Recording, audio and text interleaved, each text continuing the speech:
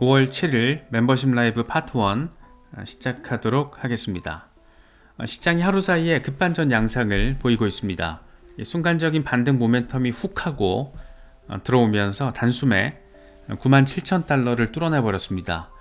이번에 다시 10만 달러 탈환을 할 수 있을지 여러가지 생각을 갖게 만드는데, 가만히 좀 정리를 해보니까 지금의 상황, 이런 흐름을 설명할 수 있는 시그널들 한 7가지 정도 꼽을 수가 있을 것 같습니다. 오늘 라이브에서는 하나같이 시장의 판도를 바꿀 법한 이 7가지 상황, 시그널에 대해서 집중적으로 짚어보는 시간을 갖도록 하겠습니다. 먼저 첫 번째로는 미국과 중국의 관계 해빙, 그 가능성과 기대감이 들어와 버렸습니다. 최근 미국과 중국 간의 무역 갈등이 완화될 거라는 기대감이 조금씩 나오고 있는데, 그동안은 사실 협상이 제대로 진행은 되고 있는지 말만 무성해서 좀 까리까리한 부분들이 있었습니다. 그래서 시장도 그것 때문에 굉장히 눌려 있었는데, 이번에는 미국 재무장관이 이번 주에 중국의 부총리와 회동을 벌인다라는 꽤나 직접적인 소식이 더해졌습니다. 이번 주에 스위스 방문 일정에서 중국 경제 대표단과 회동을 할 거라고 하는데, 이건 트럼프 행정부가 중국에 대한 고관세 발표 이후에 처음으로 확인된 양국 간 공식 접촉입니다. 그동안 미국에서는 진행하고 있다, 중국에서는 전혀 진행되는 거 없다, 이러면서 짜증나게 만들었었는데, 어쨌든 물꼬가 좀 튀는 것 같습니다. 중국 상무부도 이번에는 공식적으로 발표를 했어요. 미국과 협력하기로 결정했다라며 미중 무역 협상을 맡고 있는 허리펑 부총리가 스캇 베센트 재무장관과 만남을 가진다, 이렇게 공식적으로 발표를 해버렸습니다. 이 같은 소식이 전해지자마자 비트코인이 큰 움직임을 보여준 건데, 한때 무역전쟁으로 불렸던 긴장이 완화 국면으로 접어들면서 위험자산에 대한 선호 심리가 다시금 살아나고 있는 것으로도 바라볼 수 있는 부분입니다. 여기에 더해서 인도와의 협상도 미국이 원하는 방향으로 잘 정리가 되고 있는 것 같습니다. 트럼프 대통령은 인도와 미국산 제품에 대한 모든 관세를 철폐하기로 합의했다. 양국의 무역 관계를 보다 더 공정하고 상호 이익이 되는 방향으로 개선하겠다, 이런 입장을 밝히기도 했습니다. 주요 국들과의 이 관세 이슈가 해결 기대감을 키우고 있는 가운데, 최근 기관 투자자들의 매수세 유입도 이어지고 있는 상황이다 보니까 가격 추가 반등에 대한 기대감도 커지고 있는 그런 모습입니다. 두 번째 신호는 온체인 데이터에서 포착된 강력한 강세 시그널입니다. 바로 비트코인의 종합 위험 지표인 리스크 오프 신호가 23.7을 기록했는데, 2019년 3월 이후에 최저치로 떨어졌습니다. 이 지표는 온체인 거래량, 변동성, 거래소 유입량, 선물 미결제 약정 등 6가지 지표를 짬뽕시켜서 조정 위험을 평가하는 크립토 퀀트의 지표인데, 수치가 낮을수록 시장의 하락 조정 위험이 낮고 강세장 가능성이 높다라는 것을 의미합니다. 지금 현재 수치는 23.7, 이 블루존, 다시 말해서 과거 데이터를 보면 상승 랠리가 시작되기 직전에 그런 수준이라고 합니다. 놀랍게도 이 지표가 마지막으로 이렇게 낮았던 때가 2019년 3월, 비트코인이 고작 4,000달러 안팎이던 그런 시절이었습니다. 그 뒤에 비트코인은 2021년까지 1550% 폭등하면서 68,000달러를 돌파했습니다. 69,000달러 고점 찍었을 때 이 얘기하는 거죠. 과연 역사는 반복될 것인가? 지금의 리스크 오프 지표 급락은 그때와 마찬가지로 대형 상승 사이클의 서막일 수 있다는 그런 분석도 나오고 있습니다. 네트워크 활동은 잠시 둔화된 모습이지만 거시 체인 지표를 비롯한 다른 온체인 신호들도 머지않아서 비트코인 10만 달러를 넘어설 수 있다는 점을 시사하고 있는 것으로도 전해지고 있습니다. 숫자가 말해주는 강세 신호, 물론 결과가 어떻게 될지 지금 단계에서 예단할 수는 없겠지만 절대 또 간과할 수도 없는 그런 부분이라고 할 수가 있습니다. 세 번째 신호, 시그널로는 정책과 법규 측면에서 나와줬습니다. 미국의 뉴햄프셔주가 비트코인을 주 정부의 전략적인 준비 자산으로 인정하는 법안을 최종적으로 확정을 지었습니다. 뉴햄프셔 주지사 켈리 에이오트가 HB 302 법안에다가 서명을 해버린 겁니다. 이 법안은 주 재무부가 주 정부 기금의 최대 5%까지 비트코인과 여러 디지털 자산을 보유할 수 있도록 허용하는 것을 골자로 하고 있습니다. 다만 시가총액이 5천억 달러 이상인 자산만 해당 조건에 해당하기 때문에 여기에 지금 만족하는 건 비트코인밖에 없습니다. 다시 말해서 뉴햄프셔주의 주 예산의 일부를 비트코인에 투자해서 비축자산으로 삼을 수가 있게 된 겁니다. 법안에 따라서 주 재무국은 비트코인을 직접 관리하거나 미국 내 규제된 커스터디, ETF를 통해서 안전하게 보관을 해야 됩니다. 이번 조치는 미국 최초로 주 단위 비트코인 준비금으로 불리면서 앞으로 다른 주들의 동참을 이끌 수 있는 선례가 될 수 있다라는 그런 기대감을 안기고 있습니다. 실제로 이 모델 법안을 만든 사토시 액션 측은 뉴햄프셔가 불씨를 당겼다. 이제 다른 주 재무 관계자들도 이 로드맵을 따를 수 있게 됐다라고 환영의 뜻을 빡세게 밝혔습니다.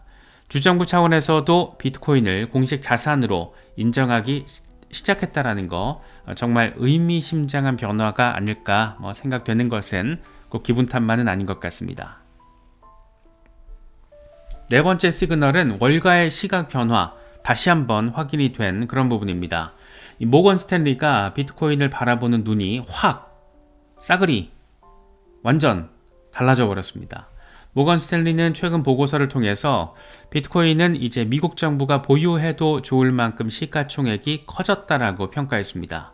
불과 몇 년 전만 하더라도 비트코인을 무시하던 월가의 거물이 이제는 비트코인을 주권 국가의 준비통화 수준으로 언급하고 있는 겁니다.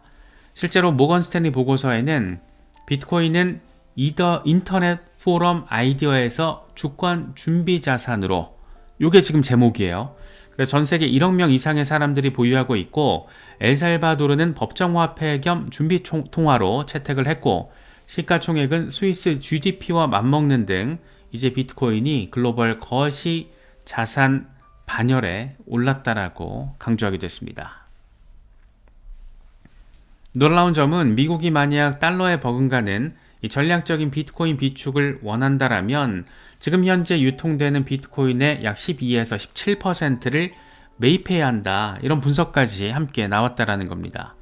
이 달러 패권이 흔들리는 디지털 탈달러화, 이런 시대에 비트코인과 CBDC 등이 새로운 대안으로 부상하고 있는 모건 스탠리의 진단, 시사하는 바가 크다라고 할 수 있겠죠. 그만큼 이제 비트코인이 국가적인 전략 자산으로 거론될 정도의 무게감을 얻었다라는 것으로도 해석이 가능합니다. 금융권에서 나오는 이런 평가는 투자 심리에 강한 신뢰도를 불어넣는 그런 요인이라고 할 수가 있습니다. 다섯 번째로는 이 거대한 기관 자금의 유입, 빼놓을 수 없습니다. 그 중에서도 블랙록의 행보가 간단치가 않습니다. 세계 최대 자산 운용사 블랙록이 운용하는 현물 ETF IBIT, 여기에 비트코인 보유량이 62만 개를 돌파했습니다. 불과 며칠 전 5월 6일 기준으로만 놓고 봐도 현지 시간으로 5,613 BTC, 5억 3천만 달러 규모를 추가로 매수하면서 이렇게 또 62만 개 넘게 늘렸다라고 확인이 되고 있습니다. 4월 21일 이후에 약 4만 7천 개를 쓸어 담으면서 공격적으로 비트코인을 매집하고 있는 그런 모습입니다. 우리가 모르는 뭔가를 얘네는 알고 있구나, 그런 생각을 한 번 더 갖게 만드는 것 같습니다. 놀랍게도 이를 통해 블랙록의 IBIT는 그레이스케일의 GBTC를 제치고 세계 최대 비트코인 펀드로 부상을 했고 총 운용 자산 규모는 585억 달러에 달하는 거대한 비트코인 투자 상품이 됐습니다. 이건 전체 비트코인 공급량 한 3% 이상을 단일 펀드가 보유하게 됐다라는 것을 의미하는 것이기도 한데, 지난해 초에 미국에서 비트코인 현물 ETF가 처음 승인된 이후 진짜 딱 1년하고 석 달 지났는데 여러 개의 비트코인 현물 ETF들이 전체 비트코인의 5.5%를 보유하게 됐고, 마이크로스트래티지 같은 상장 기업들 보유분, 이게 한 3.5% 정도 되니까 다 때려박아서 합치면 한 9% 정도가 기관 지갑에 지금 이미 묶인 겁니다. 이 엄청난 변화죠. 이 공급의 상당 부분이 이렇게 기관 락업이 되면서 유통량이 줄어드는 효과가 발생하고 있습니다. 큰 손들의 이런 의미 있는 빡센 등판, 특히 블랙록 같은 금융 자이언트의 이런 적극적인 매수는 시장에 막대한 유동성을 공급하는 것과 동시에 비트코인에 대한 신뢰 표본으로 작용하는 것 같습니다. 이제 비트코인은 더 이상 변방의 투기 자산이 아니라 월가의 ETF 포트폴리오에 당당히 편입된 주류 자산이 됐다라는 그런 점을 숫자가 지금 보여주고 있는 겁니다. 여섯 번째 시그널로는 크립토 업계 거물이라고 할 수 있죠. 창펑자오의 초강세 발언 또 한몫을 한 것으로 바라볼 수가 있을 것 같습니다. 세계 최대 암호화폐 거래소 바이낸스의 창업자 창펑자오는 비트코인 가격이 50만 달러에서 100만 달러까지 이번 사이클에서 상승할 수 있을 거라는 파격적인 전망을 제시했습니다. 5월 5일에 러그 라디오와 인터뷰를 했는데 이번 시장 사이클 동안 비트코인이 최대 100만 달러까지 갈 수 있다 이렇게 언급을 한 겁니다. 보통 기관들이 지금 2030년 전후로 예측하고 있는 가격이 100만 달러인데 갑자기 다른 사람도 아니고 창펑자고 이렇게 뻐꾸기를 지금 날려버린 겁니다. 이 양반이 또 이 근거 없이 허풍을 떠는 사람은 또 아니잖아요. 과장 정도는 할 수 있어도 허풍 떠는 사람은 아닌데 이 배경으로 또 근거로 제시한 게 기관 채택 증가, 각국 정부의 비트코인 매수, 그리고 미국의 친암호화폐 정책 기조 이런 것들을 꼽았습니다. 실제로 이 양반은 인터뷰를 통해서 현물 ETF 승인으로 미국의 막대한 기관 자금이 크립토로 들어오고 있다 이렇게 강조하기도 했습니다. 미국 자금의 대부분 기관 돈인데 ETF를 통해서 그 돈이 직접 비트코인으로 유입되면서 가격을 더 엄청나게 끌어올릴 수 있다는 그런 분석입니다. 특히 일부 정부들이 비트코인을 매수하기 시작한 점도 중요한 호재로 짚었습니다. 엘살바도르 같은 나라는 IMF의 우려에도 불구하고 최근 일주일 동안 비트코인 7개를 추가로 매입하는 등 꾸준히 비트코인 보유량을 늘리고 있습니다. 창펑자오의 말처럼 정부의 매수는 가격이 아주 좋은 신호이고 중요한 검증이 된다는 겁니다. 정리하자면 ETF로 대표되는 기관 자금 플러스 정부의 수요 증가 플러스 정책 환경 개선 이런 지금 3박자가 갖춰졌기 때문에 이전과는 다른 초강세장이 올 수 있다라는 그런 얘기를 다른 사람도 아니고 창펑자오가 얘기한 겁니다. 물론 100만 달러라는 숫자는 파격적이지만 이렇게 업계에서 가장 영향력 있는 인물 가운데 한 명이 이런 나름의 어떤 확신 담긴 그런 발언, 투자자들의 심리에도 어느 정도 불을 지핀 호재 재료로서 역할을 하고 있겠구나라는 생각을 갖게 만들기에는 충분한 것 같습니다. 일곱 번째 시그널은 다소 조금 이색적인 시나리오입니다. 이건 좀 말 그대로 시나리오예요. 워렌 버핏의 어떤 버크셔 해서웨이가 비트코인에 뛰어드는 상황을 가정해보는 시나리오인 겁니다. 워렌 버핏 이번에 은퇴 선언을 했는데 그동안 비트코인을 쥐약에 비유하며 혹독하게 평가절하를 해왔습니다. 당장 버크셔의 포트폴리오를 봐도 암호화폐를 보유하는 게 손톱만큼도 없습니다. 그런데 만약 버핏이 이제 물러나고 새로운 후계자 이 양반이 비트코인 매수에 나선다라면 어떻게 될 것인가 이런 가정에서 출발하는 거죠. 현재 버크셔 해서웨이가 보유한 현금성 자산이 3,470억 달러, 우리 돈으로 460조 원 정도로 추정이 되고 있는데 이걸 만약 지금 비트코인에다가 전부 때려박아서 투입한다라고 가정하면 무려 365만 개를 살 수 있다라고 합니다. 이건 비트코인 총 공급량의 18%에 해당하는 엄청난 물량입니다. 현실적으로는 이게 현실화되기는 어렵겠지만 이 규모, 이 사이즈의 개념을 좀 생각하게 만드는 그런 숫자입니다. 심지어 이 천문학적인 현금에 6분의 1만 투자를 해도 다시 말해서 578억 달러, 한화로 77조 원 정도를 투입하면 60만 개 비트코인을 매집할 수가 있습니다. 21만 4천 개를 보유한 마이크로 스트래티지의 3배에 달하는 그런 규모입니다. 그만큼 버크셔가 가지고 있는 현금 총알이 대단한 위력을 가질 수 있다는 건데, 만약 이 거대한 자금 가운데 일부라도 비트코인을 매수하게 된다면 어떻게 될 것인가? 단숨에 전 세계 가장 많은 비트코인을 보유한 그런 기업이 탄생하게 되는 거겠죠. 그리고 그 파급 효과 당연히 어마무시할 건데, 물론 이건 말 그대로 가정인 거죠. 이 버크셔 같은 전통 거대 기업이 만약이라도 비트코인에 투자를 한다면 이건 곧 디지털 금에 대한 궁극의 신뢰 선언과 다름없을 겁니다. 이건 다른 대기업들과 기관 투자자들의 인식에도 도미노처럼 영향을 미쳐서 기업들의 비트코인 채택을 폭발적으로 가속화시킬 수 있는 시나리오라고도 할 수 있을 것 같습니다. 물론 어디까지나 가정이지만 버핏 후계 구도와 맞물려서 이런 얘기가 지금 나오고 있다는 것 그 자체가 내러티브 변화를 보여주는 증거 가운데 하나로서 역할을 해주고 있다라고도 평가는 할 수 있을 것 같습니다. 지금까지 살펴본 7가지 시그널들 하나로 합쳐보면 결국 단기적인 가격 급등 그 이상의 의미가 있다는 것을 알 수가 있습니다.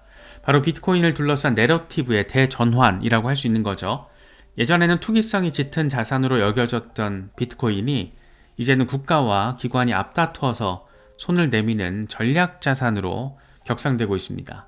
미중 갈등 속에서도 안전자산의 성격을 보여주고 있고, 온체인 지표는 역사적인 강세 신호를 보여주면서 또 한 미국의 주는 법으로 비트코인을 금고에 이제 담을 수 있게 됐고, 월가의 은행은 국가 준비금으로도 손색이 없다라고 인정을 해버리고, 세계 최대 규모의 자산 운용사는 수십만 개씩 사들이고 있고, 업계 선두에 어떤 상징성을 가지고 있는 인물도 100만 달러 막 이런 거 외치고 있고, 심지어 전통 투자 거물의 기업까지 뛰어들 가능성도 거론되고 있습니다.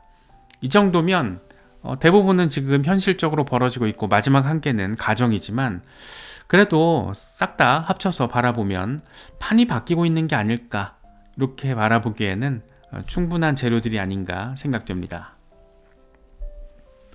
이런 거시적인 내러티브 변화는 이 단기 가격 변동보다 훨씬 더 중요하다고 할 수 있습니다. 왜냐하면 내러티브가 바뀌면 자금의 흐름이 바뀌고 결국 장기적인 가치가 재평가되기 때문입니다. 비트코인이 글로벌 경제 질서 속에서 차지하는 위상 변화가 지금 진행되고 있는데, 과연 우리 같은 개미 투자자들은 어떻게 대응해야 할까? 답은 포지셔닝에 있지 않을까 싶습니다. 눈앞의 등락에 일희일비하기보다는 다가오는 변화를 미리 읽고 자신의 투자 포지션을 전략적으로 가져가는 거, 사실 이게 굉장히 중요하죠. 근데 굉장히 또 어렵고, 제한되어 있는 2100만 개 비트코인 공급량과 점점 더 커져가는 이 수요가 만나는 지점에서 지금이 딱 그렇잖아요. 그래서 어떤 일이 벌어질지 우리는 또 과거의 경험이 있습니다. 앞으로 펼쳐질 새로운 국면에서도 마찬가지가 아닐까 기대를 하고 있는 거죠. 결국 단기적인 숫자보다는 이게 왜 오르는지가 상당히 더 중요할 수밖에 없는데, 특히나 암호화폐 시장처럼 극강의 변동성이 자리한 곳에서 전문 트레이더 수준의 기술적인 분석 능력이 없다라면 단기적으로 의미 있는 대응을 한다? 이건 뭐 사실상 불가능하고, 시장은 또 이걸 너무 잘 알고 있기 때문에 이런 걸 또 활용해서 개미들이 당하게 만드는 거죠.